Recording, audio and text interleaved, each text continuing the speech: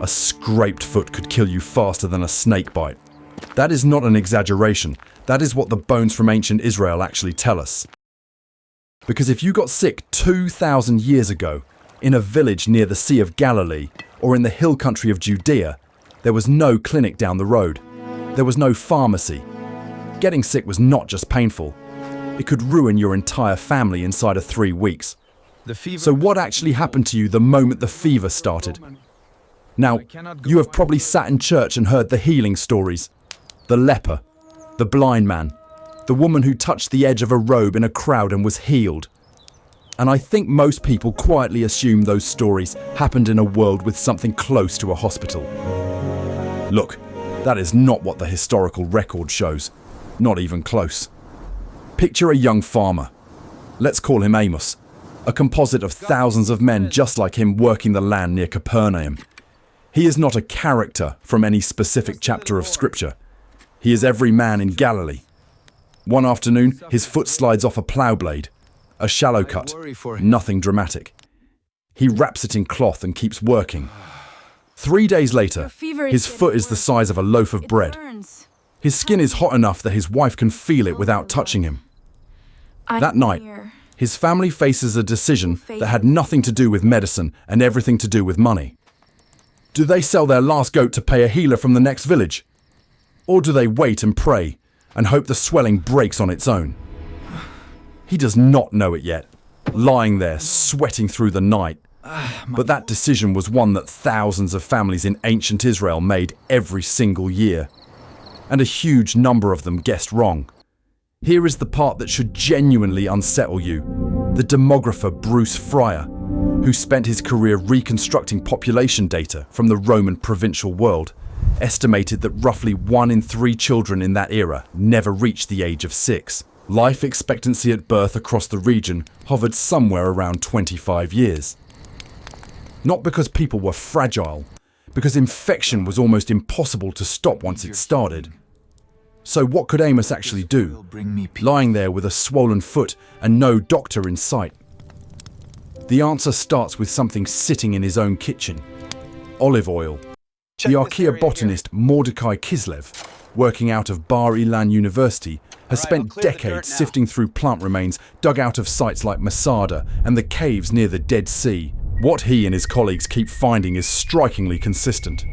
Seeds of hyssop, mustard, traces of resin that match what Scripture calls the balm of Gilead, an aromatic sap mentioned in the book of Jeremiah, chapter 8, verse 22, as something people genuinely expected to heal wounds.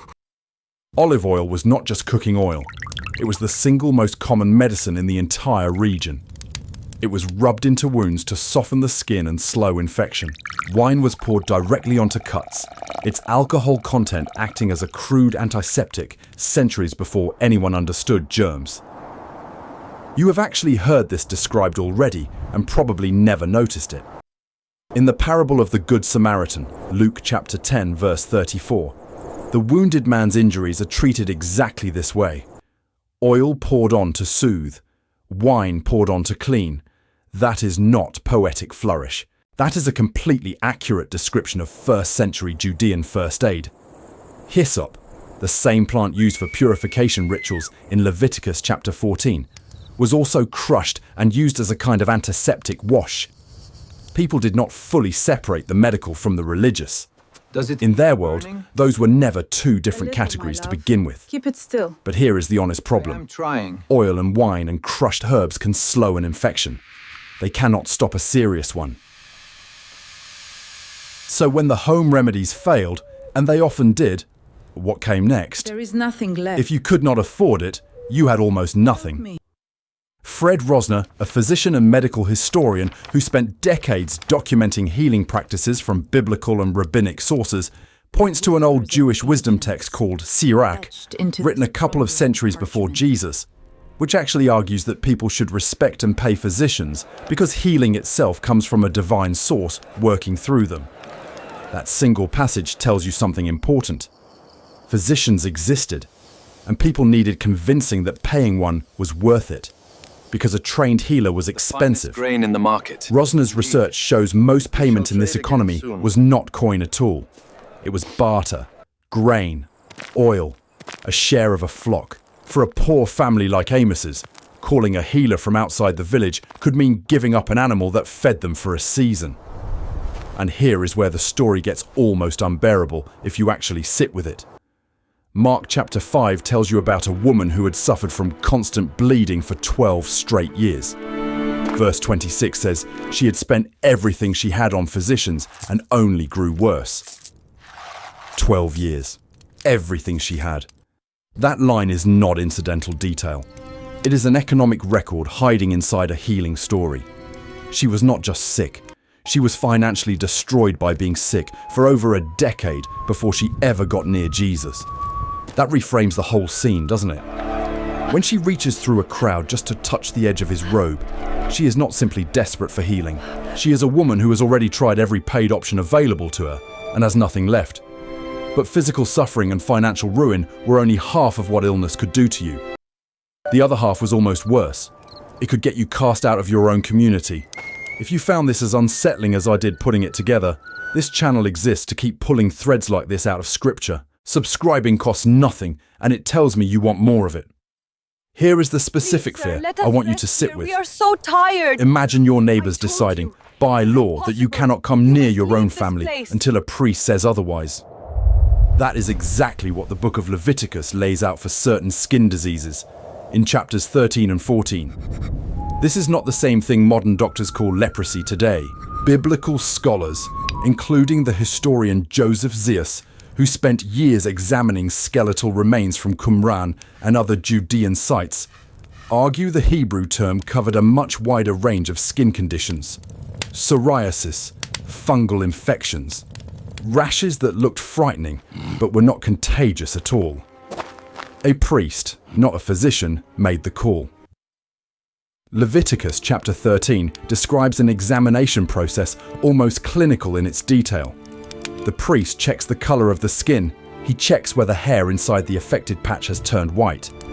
He waits 7 days, then looks again. If the sore has not spread, the person is pronounced clean. If it has, they are sent outside the camp. Verse 45 of that same chapter says, the afflicted person had to tear their clothes, leave their hair uncovered, and cry out a warning as they walked, so others would know to stay away. Think about that for a second. Not just illness. Public announcement of your own contamination every single day until you were declared clean again. And here is the irony that almost nobody talks about. This system, harsh as it sounds to modern ears, may have been the ancient world's most effective public health tool. The historian and physician Joshua O. Leibowitz noted that isolating people with unclear, possibly contagious skin conditions, even temporarily, would have slowed the spread of actual infectious disease through a village with no other way to contain it. The law was not only about ritual purity, it functioned as quarantine, centuries before anyone in Europe used that word. So being sick in ancient Israel was not one disaster. It was two, stacked on top of each other. Your body was failing you, and your community, by law, might have to treat you like a threat. Which raises a question that should stop you cold. If quarantine outside the camp was the law, what did it actually feel like to be the person walking out through that gate? We actually know more about this than you would expect, and it comes from an unlikely place. Archaeological digs around ancient Jerusalem, documented by researchers including Ronnie Reich, have identified what appear to be designated areas just outside city walls, where the ritually unclean were required to stay. Not prison, not exile in the dramatic sense, but a real, physical, permanent margin at the edge of town where a person could live for months, sometimes years, waiting for a condition to clear. 2 Kings chapter 7 describes exactly this. 4 men with skin disease sitting at the entrance of the city gate of Samaria during a famine, because that gate, and only that gate, was where someone in their condition was permitted to be.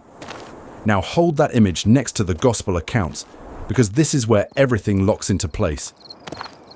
When Luke chapter 17 describes 10 men with skin disease calling out to Jesus, it specifically says they stood at a distance. That is not a narrative detail added for atmosphere. That is the law being followed exactly as Leviticus required in real time by real people who had probably been living outside their own villages for years.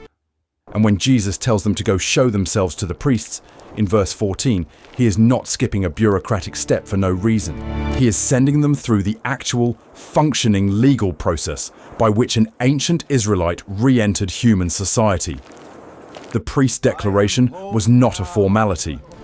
It was the only door back into your own family, your own house, your own name. This is the piece that changes how every single healing scene in the Gospel should sound to you. When Mark chapter 1 describes Jesus reaching out and touching a man with a serious skin disease, verse 41, that touch was not a small gesture. Rosner and other historians researching first century purity law point out that touching such a person meant becoming ritually unclean yourself. Nobody did that, ever. Jesus does it anyway, before the healing is even confirmed. Suddenly that single verse is not a nice detail about compassion. It is a direct, visible violation of the entire social safety mechanism that isolated the sick to protect everyone else. Honestly, once you know the legal weight behind that gesture, it is hard to read it the same way again. But here's what still nags at me. For every person healed in those 4 short books, there were tens of thousands who were never written about at all. So what actually happened to most people, statistically, once they got sick? The numbers are grim, and I want to be honest about that instead of softening it. Frier's demographic modelling of the Roman era, the same period the Gospels were written in, suggests infant and child mortality alone accounted for a huge share of all deaths before age 10. Add in childbirth complications, untreated wounds turning septic, and diseases we now cure with a 5-day course of pills, and you get a world where a common cold could realistically be the first stage of a death that arrived within 2 weeks. There was no germ theory. Nobody in Amos's village knew that invisible organisms were multiplying inside his swollen foot. What they had instead was a working folk system, built from centuries of trial and error. Oil for wounds, wine as a wash, certain plants believed to draw out fever, rest when a family could afford to let a working adult stop working, which frequently they could not. And running underneath all of that folk medicine was the Levitical health code itself.